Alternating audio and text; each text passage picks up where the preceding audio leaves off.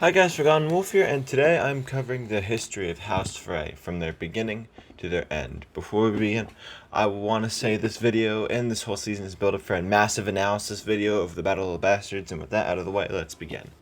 House Frey was founded by a nameless Lord Frey. We literally don't know his name. We know that House Frey was founded 300 years before Aegon's conquest, and we can guess that he was rich, and we know he was able to fund the construction of bridges connecting the north and the south.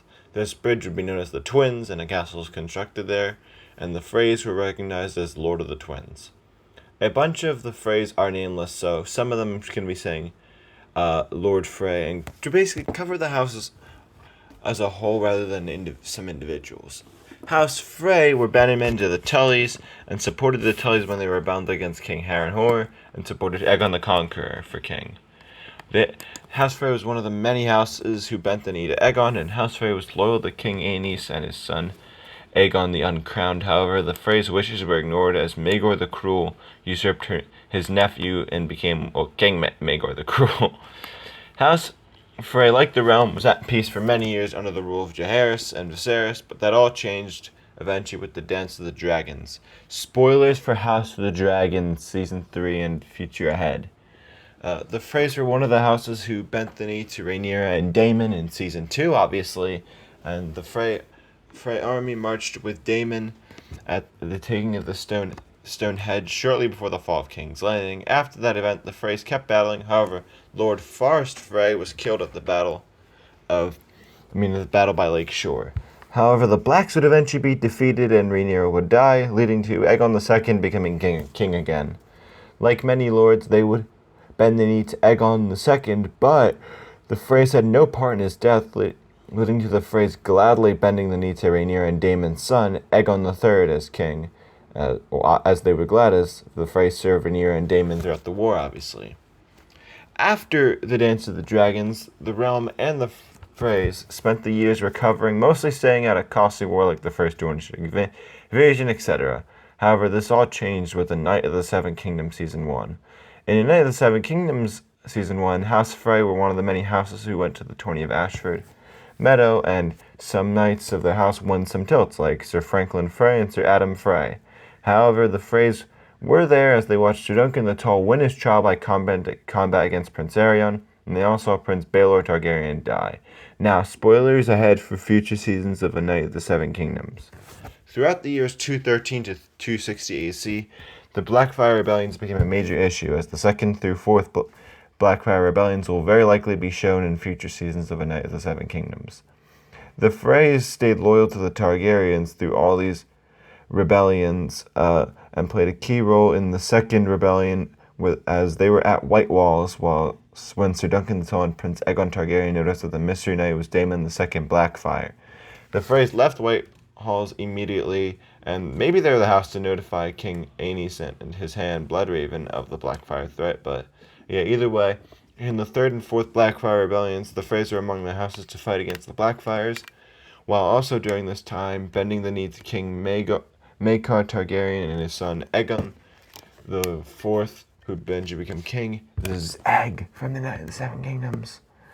While not outright stated, we can take a rough estimate that sometime during this time period, Walder Frey became Lord of the Twins. This brings us to the issues House Frey had with Houses Targaryen, Tully, and Stark. Now, House Targaryens is covered in the show, so I don't want to go over that again, but with House Tully, Walder Frey frequently tried to marry his sons and daughters to Sir Brendan Tully the Blackfish, eventually his nephew Edmure Tully, and various members of House Stark, according to Walder Frey himself. However, they were repeatedly rejected. However, House Lannister was willing to play ball, as they wed Gemma Lannister to a member of House Frey in 244 AC. However, war came again, this time Robert's Rebellion about 40 years later. Funnily enough, at the tourney of Harrenhal in 283 AC, 3 members of House Frey were bullying young Howland Reed, to which Lyanna Stark, as the Knight of the Laughing Tree, unseated all 3 and thoroughly embarrassed them.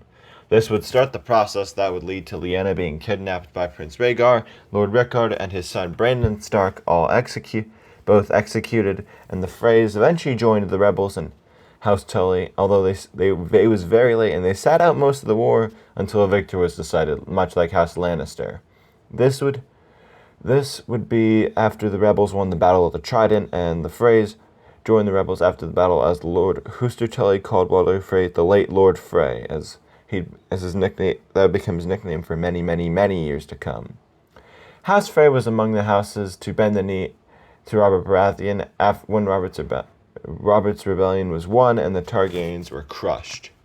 And for the most part, in the 17 years after Robert's rebellion, nothing much happened. It was very peaceful. They were one of the houses, I believe, to fight in Greyjoy's rebellion, although that I'm not too sure on. Someone fact-check me there. Although this finally brings us to the events of Game of Thrones from 297 to 305 AC, and eventually the end of House Frey. In Season 1, when the War of the Five Kings broke out after the arrest of Ned Stark, the Frey shockingly backed Robb and House Stark as a marriage pact was agreed. When the war was won, Robb Stark and Arya Stark would both marry Freys. The Freys were among the houses to bend the knee to Robb Stark and call him King of the North. However, they didn't march with him initially, as they needed time to gather their forces, supposedly. However, this alliance predictably wouldn't last, as in Season 2, in 299 AC, Robb Stark broke his betrothal to House Frey by marrying Talisa. This angered the Freys, and they essentially became free agents again. In hindsight, Robb Stark breaking his betrothal was really the move that left him fucked, and his death inevitable. Not the move that lost him the war, but yeah, he was pretty much fucked. Both the Starks and Lannisters would try to negotiate for House Frey's support, with Walder Frey actually doing a masterclass and agreeing to both. I'll get to the Lannisters later, but for now, the new arrangement with House Stark was, well, first off, some context is good here. After House Karstark left Robb needed more men to take Castle Rock from the Lannisters, which the Freys finally had. In exchange, Edmure Tully would be married to a Frey, and Walder Frey would be made Lord of Harrenhal when the war was won, and the Freys in return would march with Robb on Castle Rock and call him King in the North again. However, this arrangement was a fake, as Walder Frey had secretly agreed a deal with Tywin Lannister to host their marriage of Edmure, but then take him captive by killing Robb, Catelyn, Talisa, and all the Starks, while massacring the northern houses, save the Boltons, who were to be made lords of Winterfell, and Roose Bolton, the Warden of the North. But yeah, and Walder Frey would be made Lord of Riverrun, stripping the Tullys and giving it to the Freys. He'd also be made Lord Paramount of the Trident and Lord of the Crossings.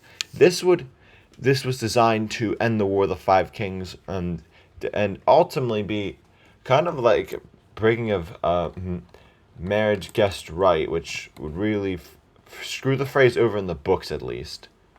This plan went ahead, as in 300 AC or Season 3 of Game of Thrones. This plan would be executed. It would be called the Red Wedding, and it would end the War of the Five Kings, much to the disdain of many houses who viewed the Freys as assholes and scum, basically.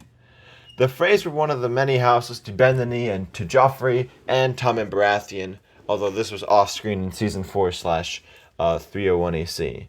But a majority of the time was spent chilling until Season 5 through 6, or 302 through 303 AC, where the Blackfish retook Riverrun from the Freys, and Walder Frey sent his son Black Walder and another one of his sons to take back Riverrun with their hostage Edmure Tully and the Frey army. Needless to say, the Freys are incompetent, so they couldn't take it back, which is why they cried for help, and they would needed help with the Lannisters to take Riverrun. The Crown and King Tommen sent Jaime Lannister with the Lannister army to retake it. Jaime successfully made Edmure surrender Riverrun and moved him to Castle Rock, and House Frey got Riverrun back. Afterwards, in 303 AC, there was a feast to celebrate the fall of Riverrun, where the Lannisters were there, the Freys were there, and eventually the Lannisters left. But after the feast ended, while nobody noticed, Arya Stark killed Walder Frey as revenge for her brother's death at the Red Wedding.